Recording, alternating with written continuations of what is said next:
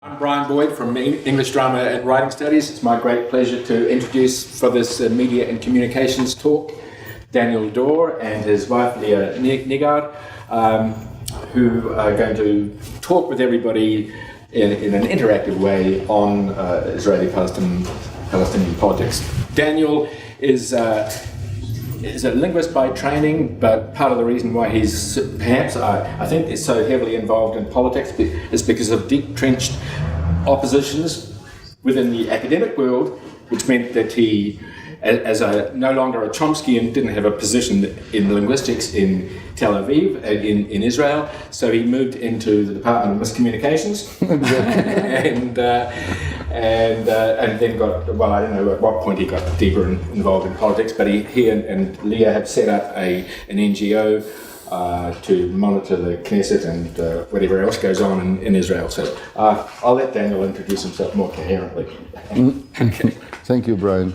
I'm happy to see you all for this. So the first thing I want to say is that we've arranged the chairs in a way that makes it very clear that this is going to be a conversation. I'm not going to give lectures.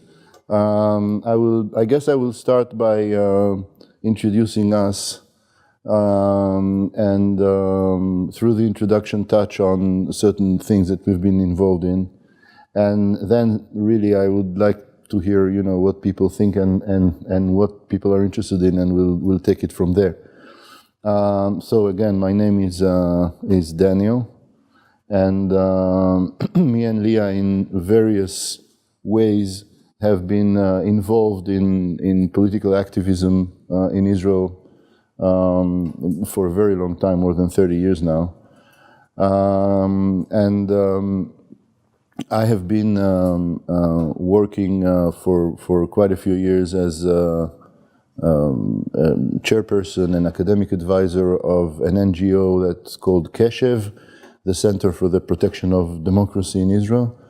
And what we did in this organization for almost a decade was a serious attempt to influence the way people in the media, reporters, editors, and so on, both on the Israeli side and on the Palestinian side, cover the conflict.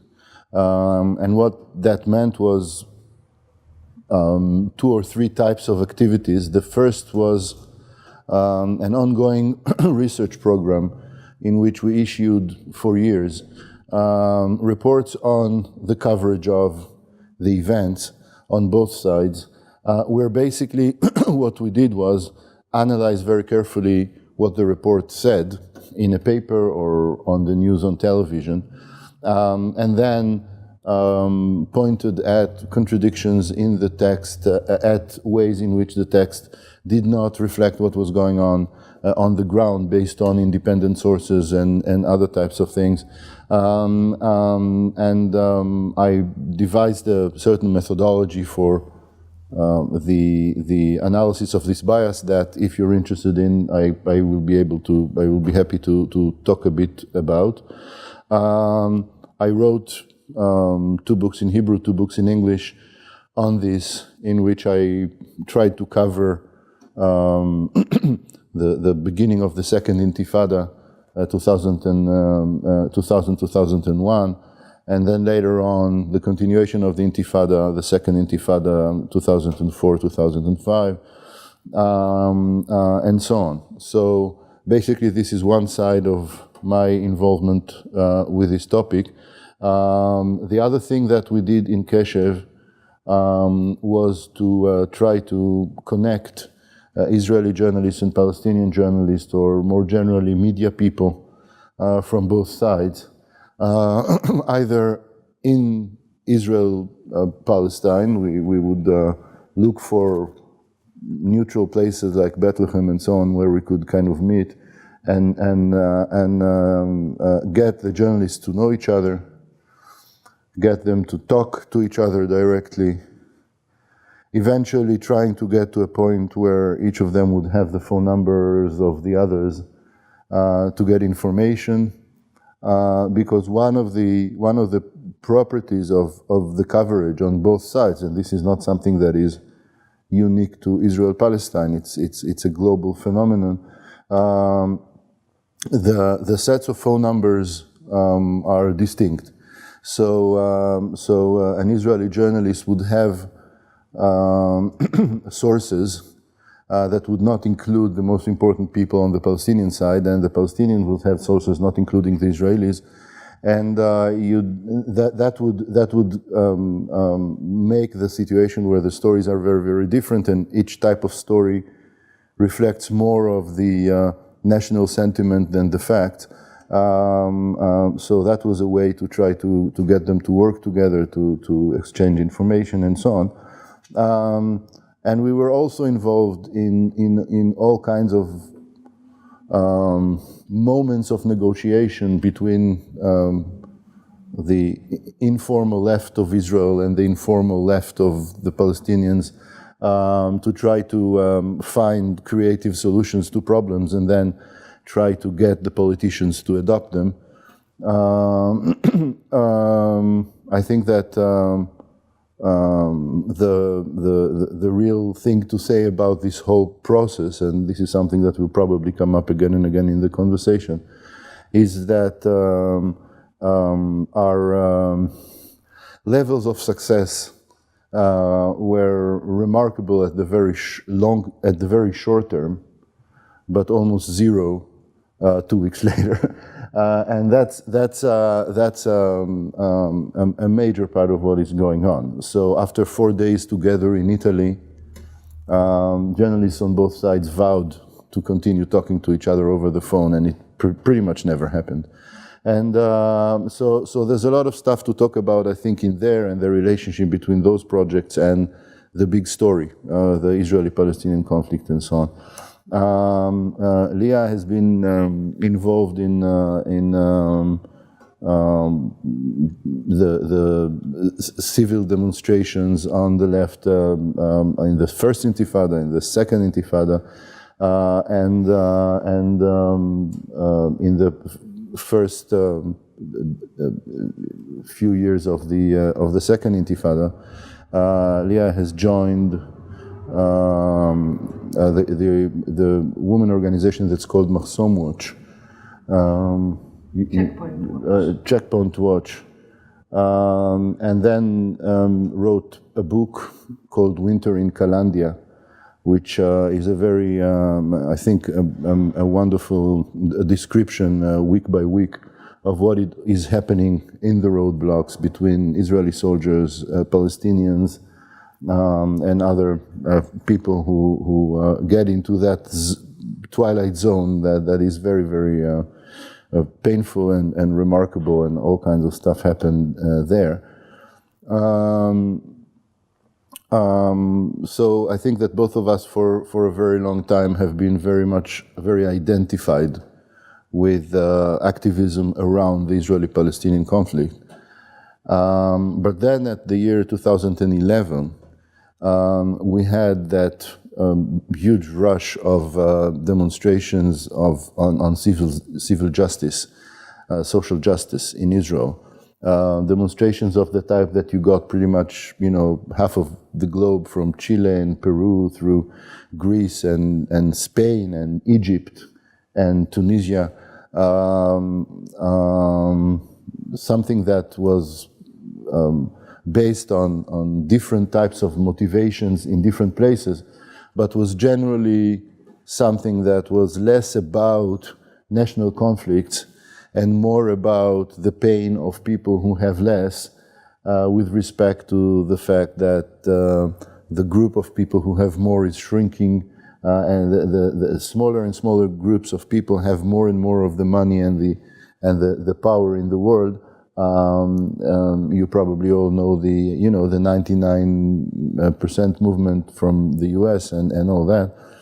And then there was an interesting question for us, what to do. The people who were demonstrating were the generation of our children, and they were not about the occupation, they were not about the conflict, they were about something completely different, and quite a few of our friends from the left kind of refused to enter that because there was a feeling that was rather justified that in order to be able to talk about social justice, people leave the issue of the occupation on the side, which is a serious price to pay. We decided to join those young people and participated very actively in everything that was happening through the few months of the summer of 2011. And then we established a new organization that's called the Social Guard, and is still very active until today. There's a lot of work. And the idea of this organization was quite simple. We approach people, regular citizens, who have grievances about the arbitrariness of power. And it doesn't really matter at what level.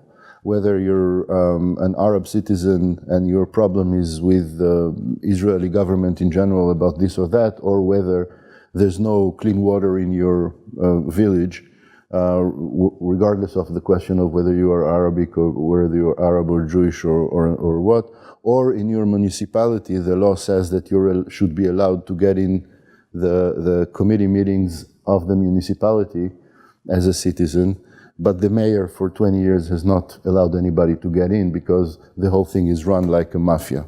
So there are different levels of injustice, as in everywhere else.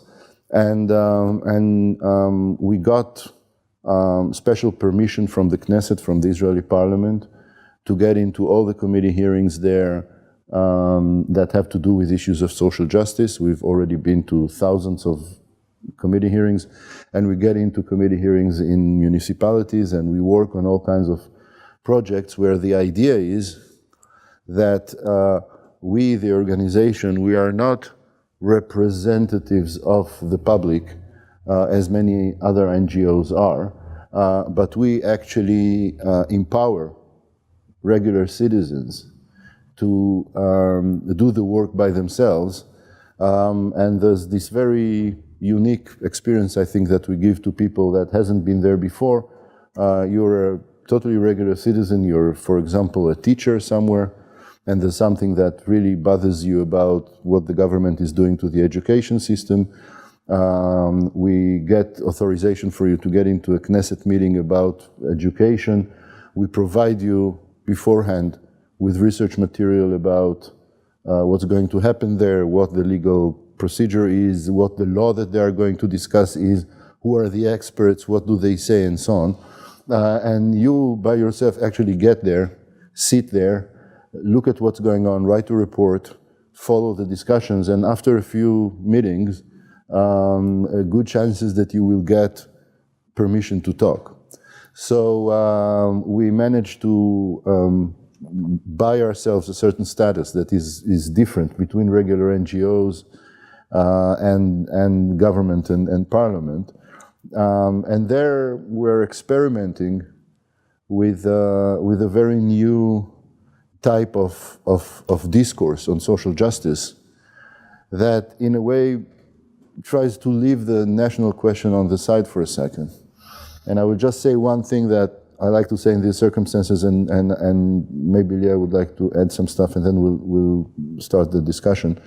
The national problems are very, very severe. And they're very severe at so many levels, and there's so much racism, for example, that it's very, very difficult to convince, say, a Jewish citizen of Israel who has center to right views, that it is very, very important to make sure that Arab citizens in Arab villages that do not have good water should have the water. Because it is immediately an issue of Israel-Palestine, Israelis-Palestinians. It's actually surprisingly easy to convince people, doesn't matter what their political views are, that people need clean water in their homes. And the way we work in our organization now is to talk about human rights, to talk about issues of transparency, of the public sharing in the responsibility for making decisions, but also the public having the right to get houses in reasonable prices. I understand that this is a problem here too, and to get the water and to get other things. It's about everybody. It's not about minorities, it's about everybody, but including the minorities. So our organization, I think, is quite different in the sense that we have Arab people, Palestinians, secular Jews, ultra-Orthodox Jews, men and women, young people and old people working together in all kinds of arrangements that you wouldn't imagine, trying to fight for these things. So in a way, the complexity of the Israeli-Palestinian problem and the feeling that we've had for a few years now that probably we're not going to see a solution to this thing in our lifetime has pushed us towards a different way of working, which actually I think has surprising solutions and optimistic ones. Yeah. No. I'll try to say something about this movement between the political issue, the national issue, and the social issue, because it's a tricky move. It has been tricky for us, and in a sense, if you come to Israel now, you see that a lot of civic energy is centered there about social issues, general issues, whereas really occupation, unfortunately, is something that Israelis are not bothered about. It's very strange because they're still going to the army and serving at the checkpoints and beyond the checkpoints in the territories. But somehow this is all pushed aside. People finish their military service, go on a big trip to New Zealand or India or somewhere, forget all about it, and occupation is incredibly a contained fact that can remain there for a very long time. I'm saying this with great sorrow, but it's a fact that if I have to sum up 35 years now of activism against occupation, we've failed miserably. I mean, the numbers of supporters haven't increased, occupation certainly hasn't changed. The disengagement in 2005 when Sharon left Gaza Strip and there was this whole idea that something would happen, it was really a very obvious trick for maintaining the status quo and having Israelis say, well, we gave them Gaza and they're still throwing missiles, so there's no chance for peace. So that sort of ended any kind of feeling that something could happen. So given that situation where the direct and simple road of saying no to occupation, two-state solution, some solution for refugees, all these things that had been worked out, there are programs that could actually have this implemented fairly simply, or not simply, but straightforwardly. All this amounted to nothing. So I think what we're trying to do now, and this is why we're doing something that's a bit out of our comfort zone politically, is, since the direct road is not possible, is take the very, very, very long road of getting people to change their general attitudes about what a society should be like. Once you get, if you go to high school students, for example, which I've done a lot with the social guard, and you talk to them about the national issues of that, there's no discussion. Anybody who thinks that we should give back the territories is basically a traitor these days. So, but if you're talking about, should we have laws that say that everyone gets good food? Yeah. And should we have laws about clean air? Yes. And then should we have this for everyone in Israel? Yes. And so you can get a lot of progress in a kind of indirect way.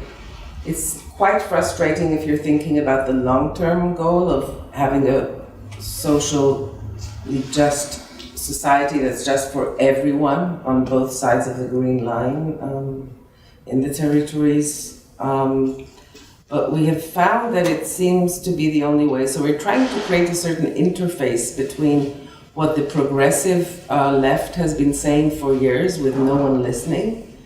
And so an interface between that and between mainstream Israeli society, which is not very progressive in its orientation at all. And I'd like to just give an example of how this can be worked in a, I think, productive way, if you look at this as a sort of long-term educational thing that we're doing. At some point, about 2 years ago, Knesset wanted to pass a bill that would allow force feeding of political prisoners who were on hunger strike. So most everyone knows, I think, that force feeding is another form of torture. And so we have this thing where our entire group, all the activists, also vote on the same bills that are voted on in Parliament. And then according to our group's vote, we sort of respond to what the Parliament members did.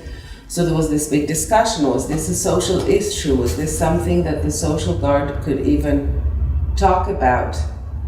And it's political, and it has to do with Palestinian prisoners. So this was like, for many people in our organization, this was a moment where they were saying, oh, you're getting into all this leftist stuff. This is not what we're doing. But then in a slow discussion where you were talking about health rights and rights to, especially the right for protest, which is important to people who want to protest social justice. They want to keep their rights of demonstrating. And then at some point I was telling people, well, you know, a hunger strike is just the last resort. It's the very, very last thing a person can do to fight for their civic rights when there's nothing else left. And so suddenly this was brought in through a back door as an instance of civic rights of protest, and the Social Guard was then very active against this force-feeding bill. So this is the kind of thing that we're trying to do. It's not going to bring about the end of occupation very quickly. We don't have amazing news from Israel in that sense. Yeah. Yeah. Can you say something about how large is the Social Guard at the moment? Does it have a lot of resonance in the wider public, and is it a growing movement? Well, I think we're growing. What happened was, in the beginning, we started working only in the Knesset. Mm-hmm. And a year ago, or a little bit more than that now, we started going to municipalities. There's a lot of stuff involved. You cannot just, go and do it if you don't have the funding, if you don't have, the right people to do it. It's a very sensitive kind of thing. And I think that we're not growing as far as our involvement in the Knesset is concerned, although I think, I hope we will. But we are growing, and very quickly, as far as municipalities are concerned. And what I personally love most about what's happening in the municipalities is that all kinds of, let me retract and start a new sentence.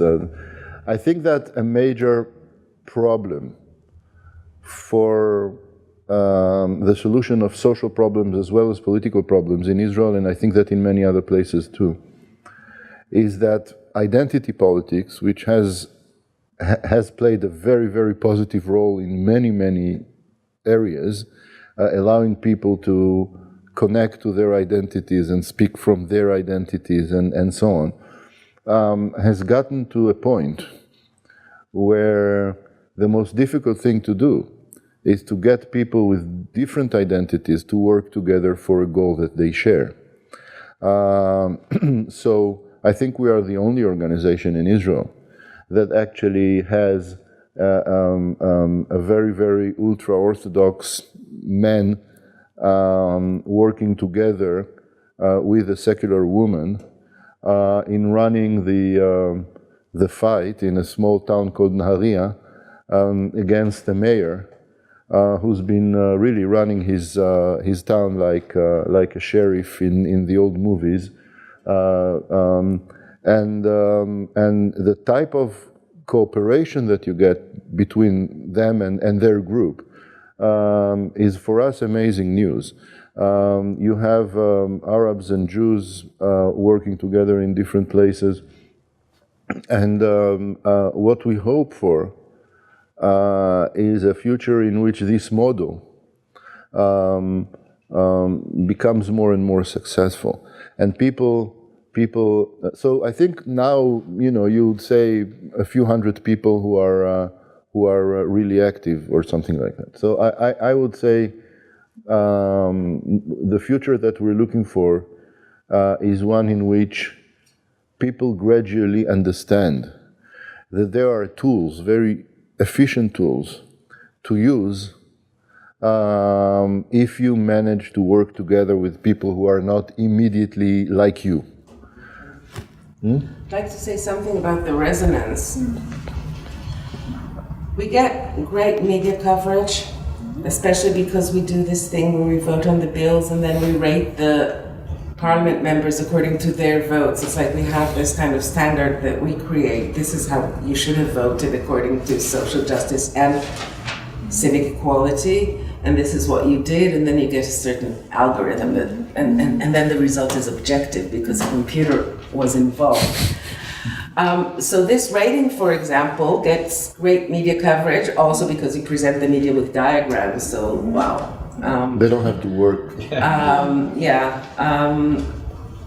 But that again brings the whole issue, I guess, of what the impact of media actually is, right?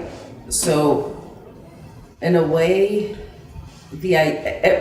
one of the things that happened with the social justice movement was they were getting incredible media. They were getting such good media that they felt at some point, the people who were leading this, they didn't really need the people because you could get directly to masses of people through the media. So why do you need to be gathering all these people and, it's messy and it's loud and it's noisy. And so I think when you talk about resonance, one should also ask, like, in what way?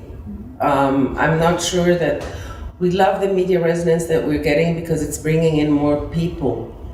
But I think what we need to count is really the people and not the media appearances that we have, although everyone is delighted. It's also, you let your activists go on TV themselves, so, they really want to keep on coming. But the change has to be on the ground. And that is true also for the conflict. So for example, when I wrote the book Winter in Kalandia, it was a very, I think, troubling presentation of what was going on at the checkpoint in many ways. It debunked the whole myth of the checkpoint having anything to do with security, for example. That was clear after 5 minutes of standing there. So this got great media coverage, like the best, television, newspapers, everything. And then what? The one good result was that other women joined the organization. But the fact that the media freely reported on the terrible things that I had to say about the checkpoint, very shortly afterwards, the Ministry of Education had this kind of educational program to prepare high school seniors for their checkpoint service. So that was a kind of response to greater awareness to the checkpoints was, okay, so it was this kind of question, the one I remember, there's a woman at the checkpoint and she's misbehaving, are you allowed to shout at her, hit her, and you have to mark the right question. So you never know, it's like you're doing things and they create an impact and then this impact is just somehow turned over and everything is being co-opted by the same machine. It sometimes even has detrimental consequences because a little bit after the publication of Lia's book, and maybe not necessarily one-to-one as a result of the book, but the book participated in that, obviously, they change all kinds of stuff about the behavior of soldiers in the checkpoint. And remember the nice part where it meets with social justice and all the economic issues. Since then, the checkpoints have been privatized. So you have private companies, they look as if they have uniforms, and obviously they've done their military service, now they can get a great entry-level job in the private company. And so all the checkpoints are now privatized. So that means for-profit business? Believe there's probably not a great profit there somehow, but yeah, people make a living. People make a living out of it. People make a living, and you get there and you think it's a soldier, and I'm sure for Palestinians who pass there, the first impact is this is a soldier, and it's just a hired company employee saying who can go, right and left. Yeah. When I wrote my 2001 book that was called Media Under the Influence, about the coverage of the beginning of the Intifada. It was later translated into English as Intifada Hits the Headlines, 2004. I scrutinized the coverage of the first month of the Intifada basically on an hour-to-hour schedule. So everything that happened and everything that was covered, I looked at. And I told you I kind of developed a methodology for looking at it. The coverage was horrible.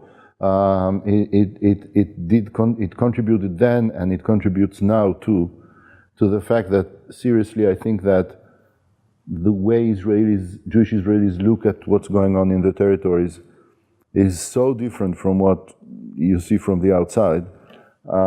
Which obviously means for Jewish Israelis that the outside world is totally wrong. And why is it wrong? Because it is anti-Semitic and so on and so forth. So it's a dead-end kind of situation. But I criticized the coverage, and there was a lot of, I think, very, very valuable stuff there.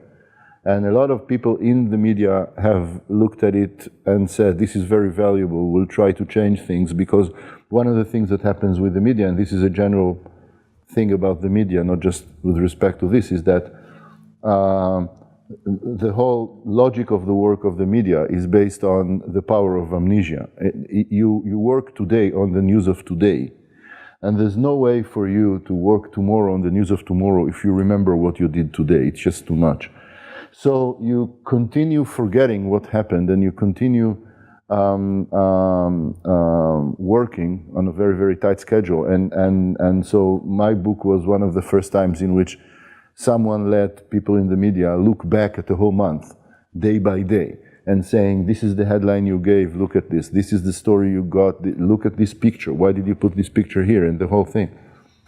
And what happened after a few months, I realized that the good people at the IDF, the Israeli Defense Forces PR department, bought the book, read it very closely, and changed some things that they were doing not completely well, because you could see it in my book, right? So basically, very often you criticize, you do the critical effort, and the people who have the power just use what you do in order to make their work better. If you see how people in business schools all over the world read Derrida, seriously, they do, and they get a lot of, they learn a lot from Derrida about how to do their business, to deconstruct and all that. So in this sense, I think that when you try to work against something,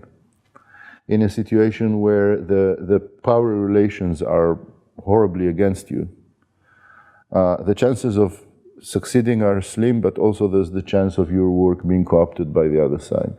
If you're trying to work for something, then it seems to work well, better.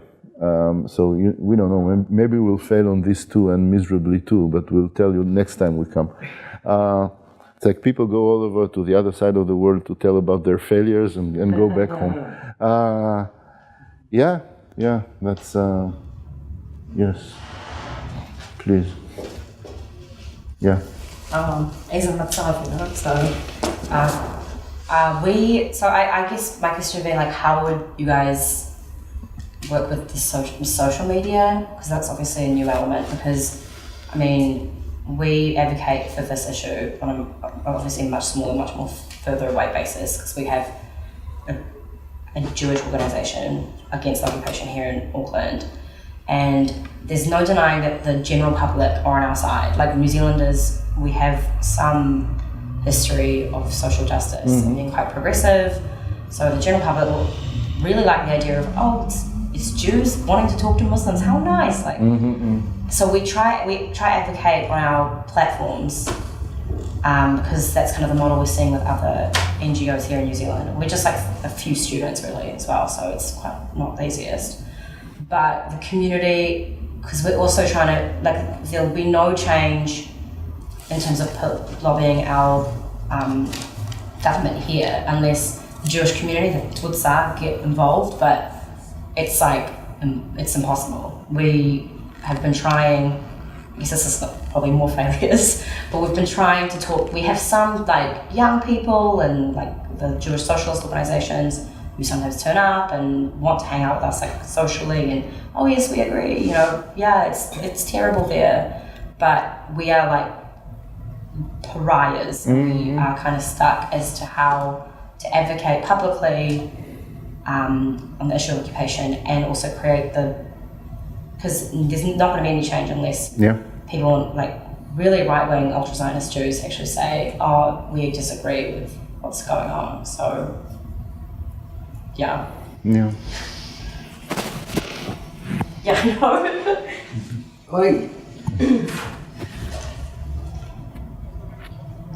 I don't know what to tell you, because the right wing has a very rational, kind of settled way of dealing with this whole thing. They say, okay, we're not going to have peace, or maybe in 300 years we're going to have peace, but not in our lifetime, not in anybody's lifetime. And so the whole set of values, like even if you would say, well, yes, you want peace for the benefit of even Jews in Israel, it's better for them, da-da-da. We're doing fairly well. Our Prime Minister is very proud of his economy, which again has not trickled down to most anybody, but still he's very proud of it. And so the right wing has this kind of matter-of-fact, pragmatic attitude that said, okay, so it's hard and we have wars and that's life and that's it. And then the left comes with wishes. Let's all be peaceful together, and let's have a different kind of world. And one thing is too fluffy to kind of bring down the other, and you're talking about justice and you're talking about truth. And I think if one thing that we have learned is that the idea that you can address power or change structures with truth, you know, truth through media, truth through demonstration, whatever, social media. The truth, you know, it's not something anybody is too eager or concerned about. And so if there's any kind of optimistic take on all this, is that truth is not a tool, whereas I think public civic discontent is. If you harness it, so that's basically what we're trying to do. Trying to take a certain force that's there and work with it, rather than come and bring these ideas, which are wonderful, they're right, they're moral, but no one's buying. Yeah. I would say the following. I don't think you have a chance of changing the minds of right-wing Zionist Jews here or anywhere else. And I must say, sincerely, as an Israeli, that I can understand that. I can understand the perspective of the Jewish people here that you don't agree with. Of course, I'm in your position, but I can understand their position, because I think that with the type of history that the Jewish people have gone through, the wish to look at Israel and not criticize it and strengthen it and accept it the way it is, I can understand that. And I wouldn't try to change that. I was involved in all kinds of discussions in the same kind of situation in Britain, where a much smaller group of Jews who were anti-occupation and leftist leaning were trying to see what to do with a much larger public that, Jewish right-wing patriotism. And my experience there was that the less you talk about Israel and the more you talk about what Jewishness is, the more successful you can be in at least starting a dialogue. Because I think that actually when I thought yesterday about this conversation with you, I had this opening thing that I wanted to say, and of course I forgot it until today. That what I wanted to say was that everything that we do, it's very important for me sort of to say that, everything that we do is not based on some kind of universalistic ideology, but it's based on simple patriotism as far as we are concerned. Patriotism means working for, the place that you were born in, that you love, that is yours, where you raise your children and so on. And as patriots, we want our country to be just, and we want violence to be reduced, and we want people to be free, and we want everybody to vote, not to have 3 million people without the right to vote, and we don't want the roadblocks, and we don't want all this stuff, just as much as we don't want that mayor who's behaving like a sheriff. We don't want these things. We want a place that is good for the people. And I think that if you start from Jewish identity, what does it mean to be Jewish? I think that a lot of the talk against violence today in the world, against Islamic violence, against Jewish violence, against American violence, Christian violence, is coming from people who are saying, I'm criticizing this from my position as a believing Muslim. I'm coming to this from my position as a Christian. A Christian would not do these things. A real Christian would not. And I think that if you manage through the social media or otherwise to really develop a real debate about what it means to be Jewish, that might be a place to start from, because talking directly about Israel and the occupation is a dead end, is a no starter. It's a no starter there, and it's a no starter here. The emotions are too tense for anybody to be able to talk. Yeah. It's been 50 years now, the occupation this year. And everyone thought something would happen. There would be huge demonstrations, something would break out, and nothing happened. And it seems like such an entrenched fact at this point. Yeah.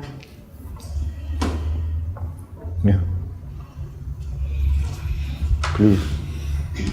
I was wondering how widely people are reading people like Martin Buber, for example, and looking at a kind of idea of communication and way of interacting, which brings out, that person-to-person relationship. We in this country, I guess, we talk a lot about reciprocity. I'm in the education kind of field.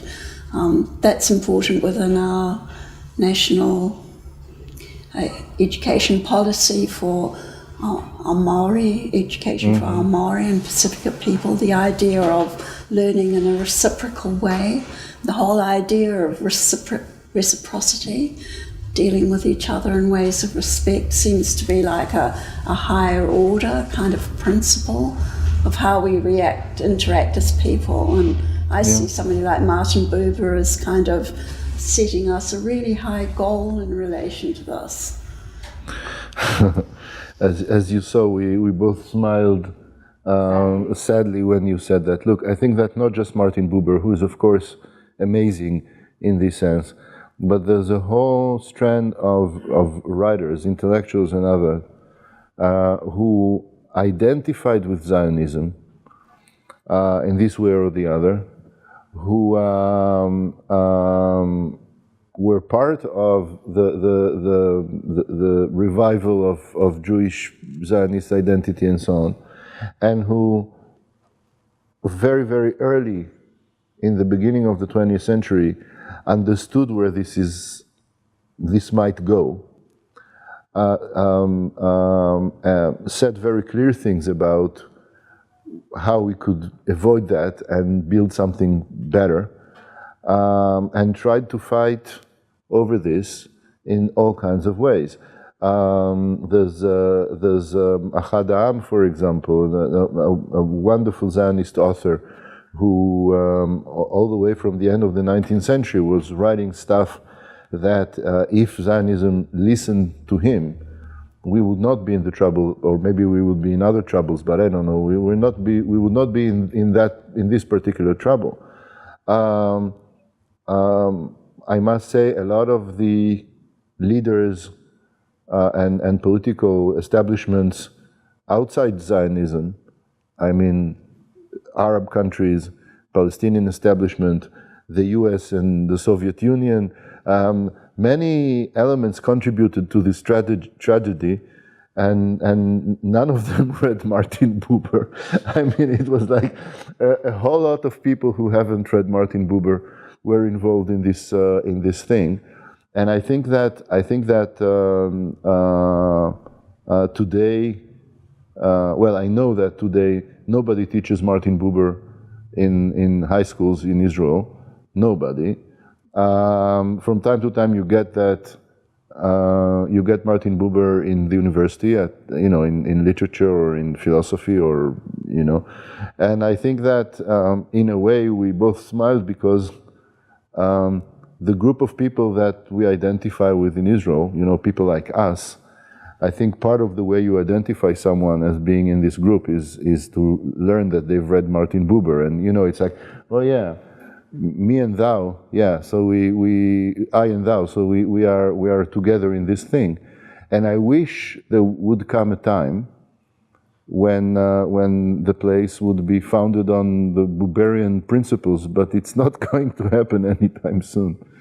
It's there's a cycle of violence that I think I mean, we're amazed to have been here now for 10 days. How wonderful this place is in terms of the non-violent essence of this place, even if there are problems and everything. When you live inside the cycle of violence the way we do, regardless of the question of who's to blame and what happens and so on, and the main feelings that fill you are fear, anxiety, hatred, wish for revenge, and so on and so forth, all this list. And on top of that, you have to make a living, right? It's not like you're sitting all day and thinking what to do with the occupation. You have a life.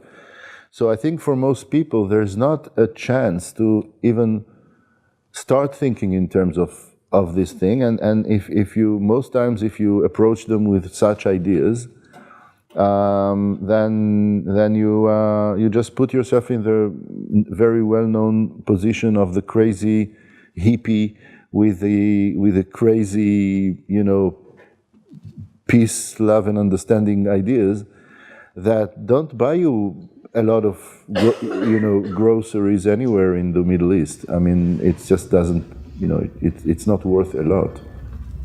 Yeah. And I'd like to also connect to that, because you mentioned education. I mean, we're presenting this very grim picture, you know, and I'm not talking about any hope or anything, which is not a position I enjoy. It also goes against the grain. If you're an activist, you know, you're always looking for what it is that you can do rather than all the stuff that you can't do. Even though the situation is so bad, I believe that if we had a change of will in government, a lot could be done very quickly. Oh, yeah. If you just were dealing with the people, because, and the reason it connects to your question is because of education. When you see what our government is doing in terms of education, the school books that are being put out, the discussions, every time wants to mention the Nakba, which is the Palestinian name for their Holocaust in 48. So you can't have the Nakba mentioned in a school book, and school books reinforce the idea of Jewish identity and ownership of the land, and there was no one here before us, and all kinds of stuff like that. So this is all coming down very systematically from the top, and I do believe that if we finally ever had a real change of government, which we don't see coming at this moment, but if we did, the people themselves could very easily be brought to another state of mind. That can be done, because whenever you have direct encounters, Palestinians and Jewish Israelis find it extremely easy to interact on many, many levels. Music, food, culture, a lot of stuff. And so yes, the problem is, that was the optimistic part.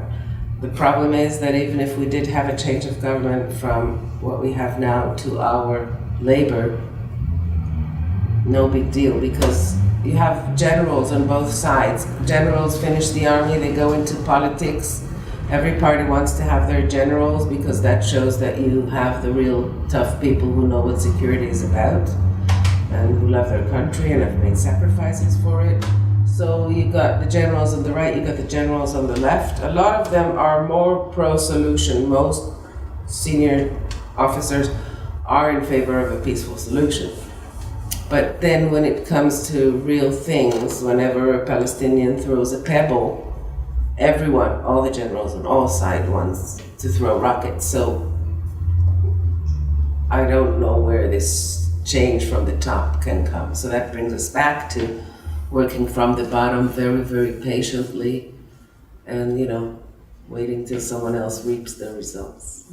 Yeah. This is actually a very interesting development. It's the first time now, I think, in the history of Israel that the security establishment, the military and the Secret Service are much more pro-solution than the government.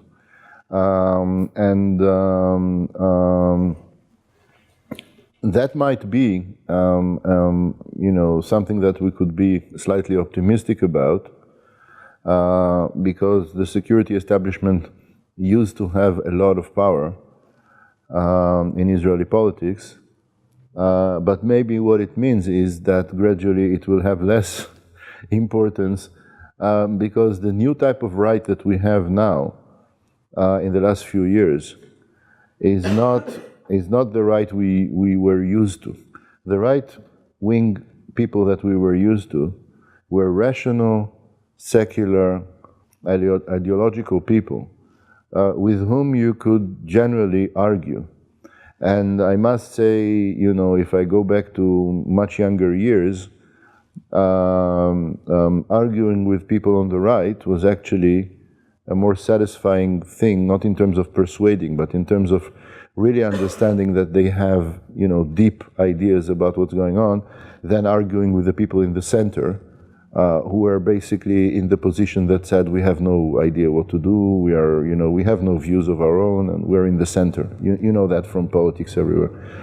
And the number of rational right-wingers that we have now is diminishing, and we're getting a new type of right-wing. a right wing which is based on this version or the other of fundamentalist religion, a right wing that doesn't speak in terms of what's been happening in the last 100 years, but what's been happening in the last 4,000 years, a right wing that talks about the relationship between King David and us, not as a symbol, not as something that says something about who we are, but as an actual political fact. And when these are the people in power, and these are the people in power at the moment. In this sense, Netanyahu is closer to the old type in certain ways than the younger people in his government. And you can even say, whoa, what's going to happen after he resigned or is forced to resign because of all the corruption stuff that's hovering over his head right now. We're getting a new type of right wing, which in a way is more like the Trump base in America. So things could get much worse. I can see that we came here today and we are ruining your day by the minute. Okay, but ask a question that we could have an optimistic answer to. So yes. No. I do really. It does really resonate what you're talking about with, because my parents talk about how it felt with. I'm too young to actually remember Yitzhak Rabin. Yeah. But there was money and really good feeling going in, and I mean, we have an election here tomorrow. I know. Like, we could have the same thing here, and people often ask, like, why aren't young people voting? Like, is it because they need e-voting, like online, or like we need to make ourselves look cooler on Instagram as a political party? But I feel like the political parties on the left, we, as young people, we actually want real policies. Like, I think young people will actually vote because our Labour Party, basically their platform is not that much different from the neoliberal stuff we are getting with the centre right-wing party. And we don't want e-voting. You know, I think there could be a lot of change here as well if they actually.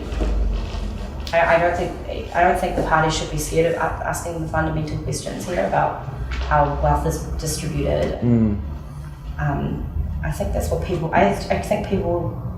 I agree. Like, we should be doing this like the slow person-to-person connection is really important. But I think it will be so powerful if a political party had that sentiment as well. Because you can see it like I love Jeremy Corbyn. Well, you know, like that worked, you know. So just thinking of that in terms of in Israel and also here.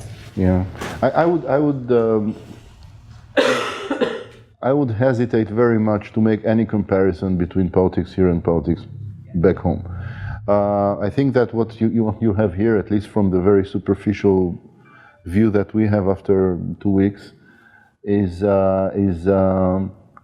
by and large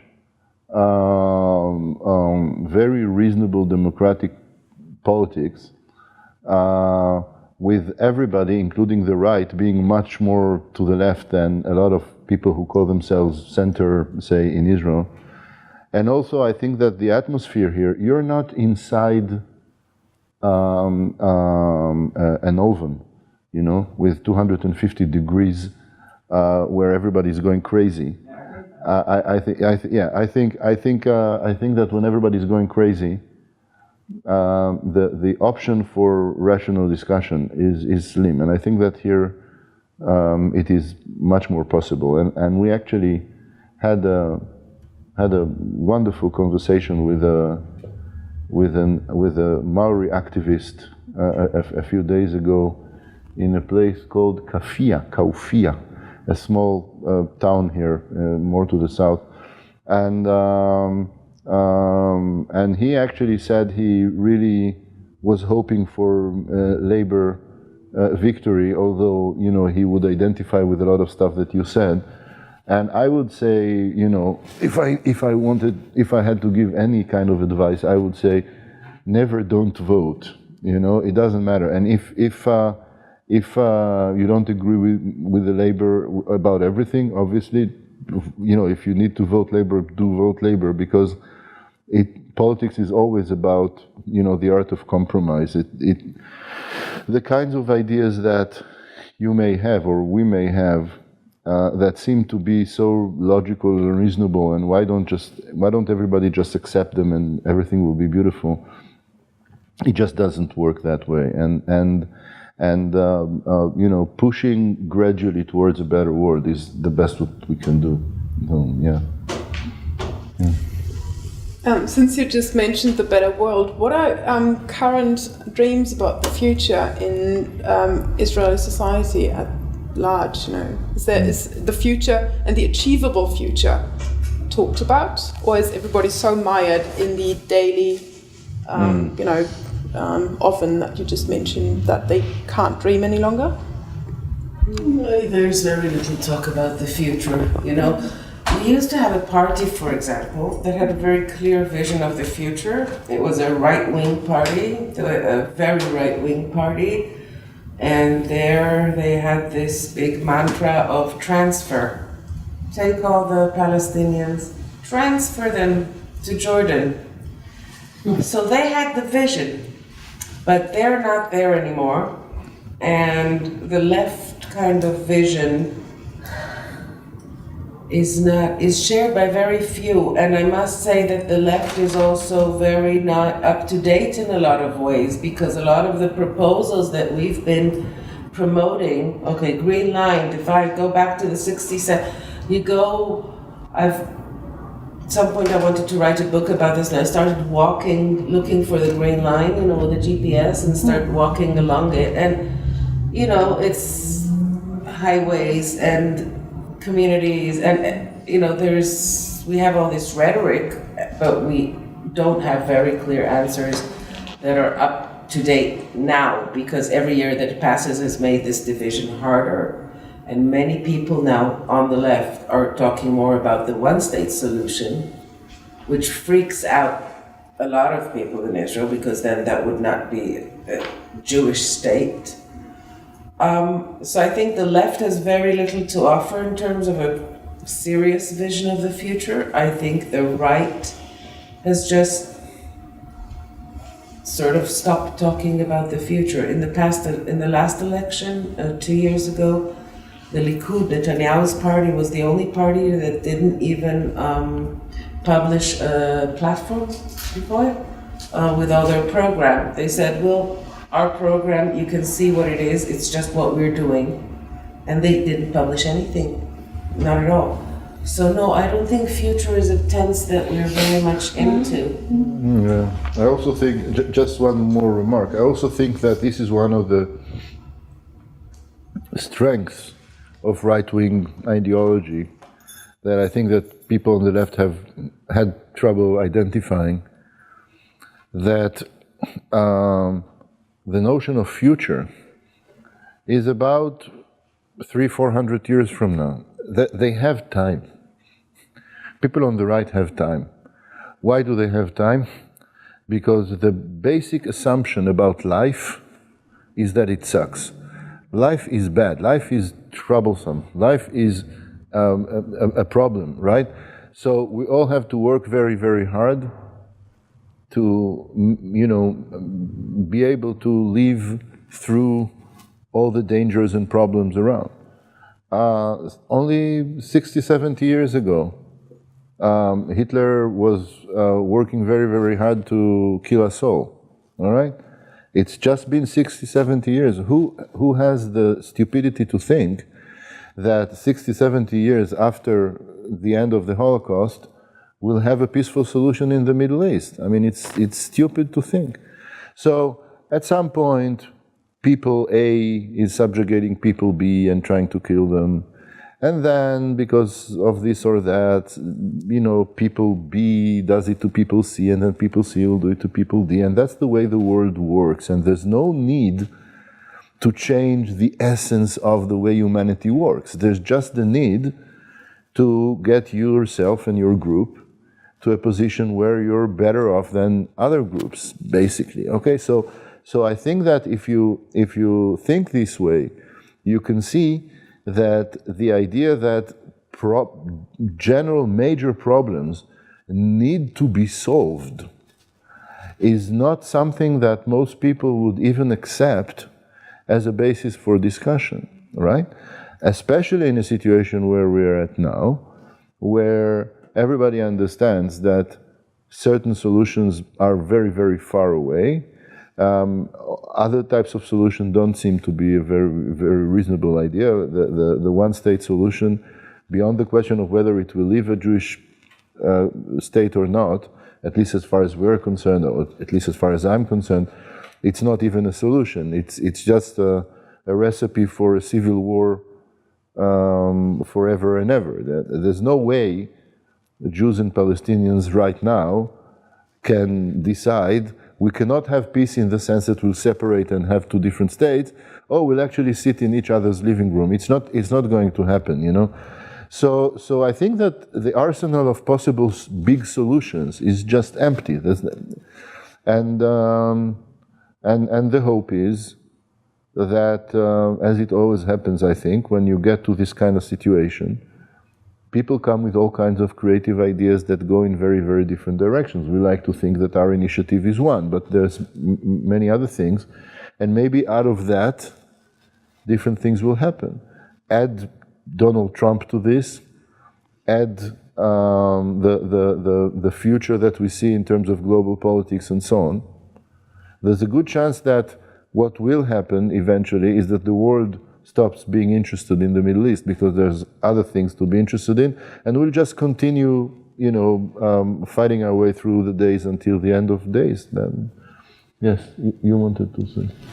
Oh, my name would be Andrew Lim. So I just had like a kind of question about your thoughts on the kind of BDS movement, like both you and Lia. Like, so the BDS movement, they have this kind of boycott, divestment, and like sanctions strategy, like in order like to end like the kind of occupation or to bring like kind of change. Like, so do you think that their like kind of tactics work, or does it only add more fuel to the furnace? Definitely the latter adds more fuel to the furnace. The BDS is used, it's like Netanyahu's best weapon, and he uses it all the time to rally all Israelis against the world that is against us, basically. There's not, you'll find a lot of Israelis would be willing to talk about a lot of things, but if you mention BDS, that's where it stops. So it's basically getting people to feel even more embattled, and I don't think it's been too effective. It's been counter-effective. I think that people who say that our situation is similar to South Africa should pay more attention to the differences and understand that a major part of the you know story that we bring with us is the Masada story, where people eventually committed suicide. The Israeli right has been very, very pleased about BDS exactly because this sense of threat from the world is awakening feelings in people that have not really been the emotions of the white South Africans, but really ancient feelings of we'll fight this to the end. That's one thing. So it's totally counter-effective. But there's also something almost comical about it that I would like to add. Assume now that the BDS manages to persuade certain people that it would be a good idea to not work with Israeli academics, all right? So, which happens a little bit in Sweden, a little bit in Britain. So, a right-wing physicist in a British university who works with an Israeli physicist on a new type of weapon will definitely not stop working with that person because of the BDS, right? They're both against it. But my colleague in a British university would stop working with me because he believes that that could pressure the state of Israel, and I'm the one he's been working with. He hasn't been working with the physicist, he's been working with me. So the people in the Israeli government will, die from laughter. They won't know what to do with themselves, because eventually they will see a situation where the position of leftist academics in Israel is worsened, and the position of the Israeli Prime Minister is strengthened, both because of the same people who are thinking that they would use this, system to make a difference. So seriously, I think it's a very bad idea on all grounds. It wouldn't do any good, and it has been given Israeli politicians.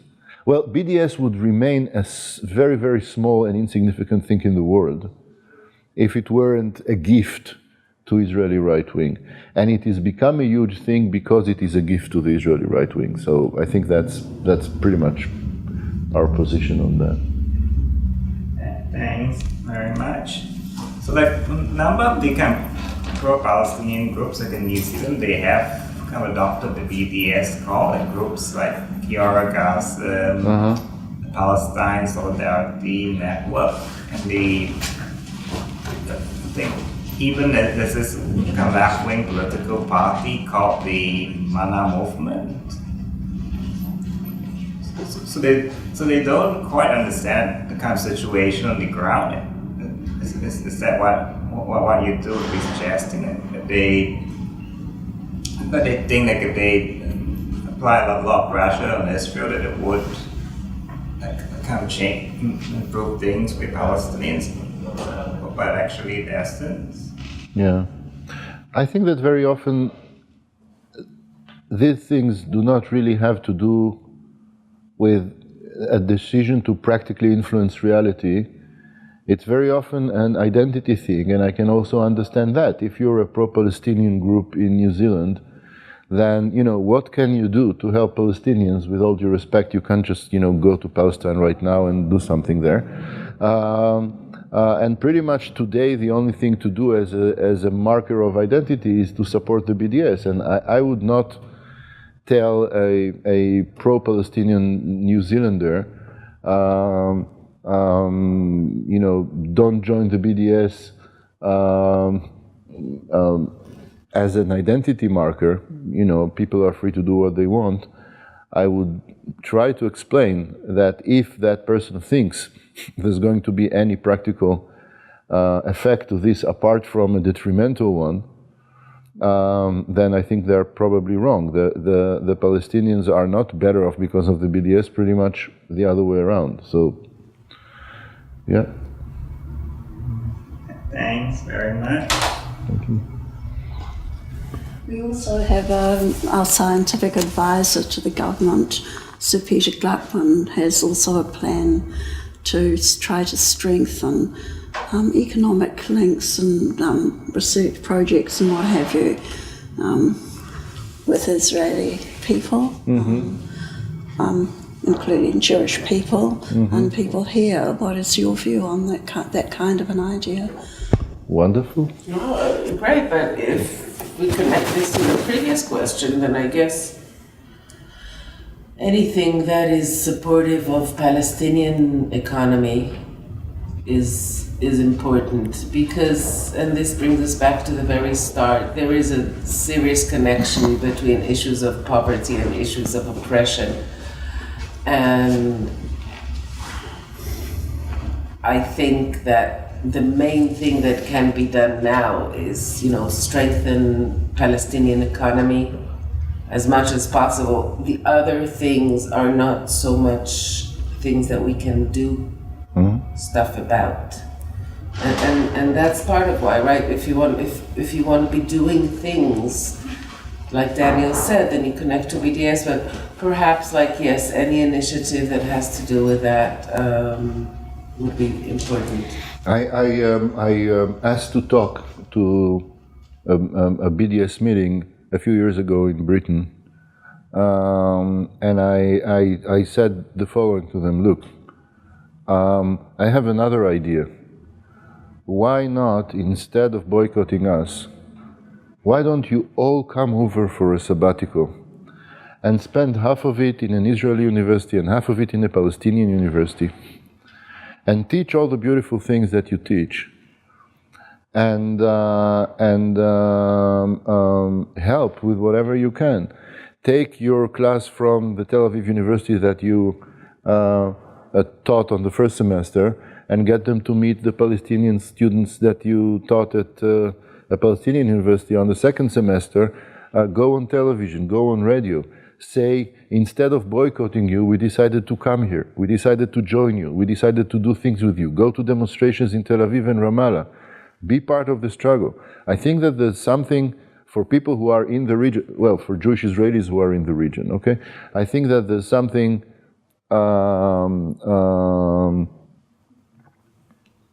I don't know, slightly out of place in this whole idea. And I think it's not going to work. I think it's going to do a lot of damage. Yeah, and I say that to all of you too, you know, take a sabbatical and come over and you know, teach Lolita to people in the region. I think it would be very, very... Really, reading Lolita in Ramallah, I think would have an enormous influence, opening the minds of people. And fight Donald Trump. Yeah, and fight Donald Trump. That's one thing you can do anywhere. And if we understand correctly, I think that in New Zealand there are still barriers to the kind of capitalism that has no borders, that has no moral obligations, that is willing to destroy everything. Not all capitalism is like this, but there's this version that is now ruling the world in many ways and has someone in the White House working for it and so on. And our impression here was, in certain ways, you may not see that the signs in Maori on the streets and in other places are a very significant thing, because everyone with political awareness that we've been talking to in here say, well, you know, yeah, there is that, but also there's a lot of problems, and the Maoris have their, you know, there are all kinds of social economic problems and so on, and of course we're certain that this is the case, but still compared to the boiling places in the world, and compared to America in terms of capitalism and human rights and so on, and compared to most of the other places in the world, I think that this place is a wonderful situation, and, you know, try to keep it that way, because probably there are very huge forces in the world who are already working to try to turn New Zealand into yet another shopping mall. Which it isn't yet, it seems. Yeah. So yes, I think the forces of capitalism per se are working on New Zealand quite nicely. So I'm a displaced Canadian living here for a while. I'm also a psychologist and psychotherapist, so I've got to ask a question that's sort of different. The two of you, either individually or together, I was struck by your take that there isn't a lot of discussion or perhaps even thinking or heart around the future. What do you guys, now that you've moved more into a personal agenda of making change at that level, how do you see progress in your day-to-day work? How do you measure your success now? Very small units of measurement. So if we have more people coming in, if we've managed to avoid a certain clause in a certain bill that would, small things, and things that would be enough, not so much to change reality, but to make the point, a proof of concept to citizens that it is possible to affect the system. So we're basically still trying to show that it's possible, get more people in, and then we can do more. But we've learned, like if you're climbing a very steep hill, you're not always looking at the very end, you sort of look at your feet and count the steps. So yeah, more like that. Yeah. So I guess we're also not like talking too much in the future tense. It's not, it's just gives you a lot of grief with that, so no. Yeah, as a psychotherapist, I find that quite familiar because I have to hold this sort of fluffy hope somewhere, but I'm working at tiny incremental change. Exactly. So that makes sense. Exactly. I also think there's this type of visual illusion or illusion that is not visual, I don't know. What is progress? What does progress mean when the entire situation is actually deteriorating, all right? So when you're going downhill, fantasizing about going uphill is sort of crazy. And I think that there's a lot of stuff that for me is satisfying when I see that we've slowed down the deterioration, or that, yeah. Also, the one like big hopeful thing is that when things deteriorate enough, something comes out of it. And you do, I'll go back to this forced feeding thing that I mentioned it first. So for example, the head or whatever of the Israeli Associations of Doctors announced at some point when this whole debate was going on that if there would, the idea was that if there would be forced feeding, of course you have to have a doctor there because it's a medical procedure. And he said, we will tell doctors not to do this. Now to think of like the medical association protesting against the government and something that has to do with Palestinian prisoners, it's like very, very surprising. That, for example, for me was an extremely hopeful moment. Every time someone refuses to go to the army, that's ground for hope or at least satisfaction because of very small numbers. But if it's a senior officer that suddenly comes out against, so you're looking at those things and you can see small things where people, because so many red lines have been crossed, you do get a certain influx of people who hadn't been involved before. So some people are more shocked than they were. And if it gets bad enough, maybe more people will be shocked. And yeah, and maybe I will finish with just one last thing as a reply to your question. It's a very, very, very good Palestinian joke. And what it says, what it says is this: look at our past. We've been harassed and punished, and we've been hungry, and so on and so forth. Things have been horrible. Look at our present. We are harassed and all that, and the present. Thank God we don't have a future. So I think that is probably a good way to end this discussion. Yeah, thank you very much for coming. Thanks very much for media and communication. Thank you very much. Thank you very much.